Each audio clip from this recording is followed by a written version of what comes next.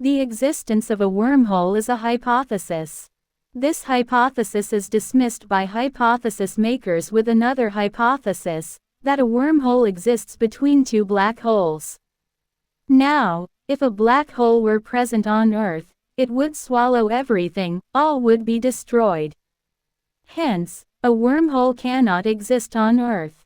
Since this is a hypothesis, and I, too, am a hypothesis maker, I have every right to turn all these hypotheses upside down with my own assumptions. Just as a wormhole is a hypothesis, the hypothesis of its existence on Earth can also be proposed.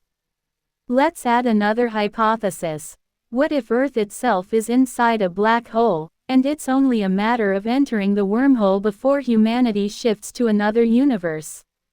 Here, I present the wormhole within wormhole hypothesis or theory, according to which wormhole spots are available everywhere in the universe and are all interlinked. A relatively logical and strong hypothesis is that the opening point of a wormhole exists slightly offset from the galaxy, where conventional science has no means of reaching.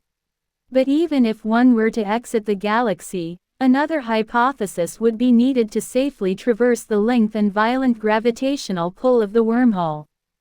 And that hypothesis is, humans must first convert themselves into pure energy and, after passing through the wormhole, regain the ability to rematerialize.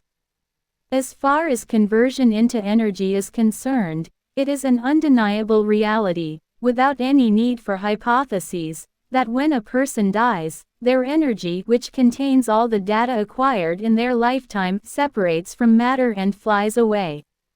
This data appears like a beam of light. This is pure energy. The wormhole is used in this spiritual flight. All data, in the form of light, heads straight for the wormhole.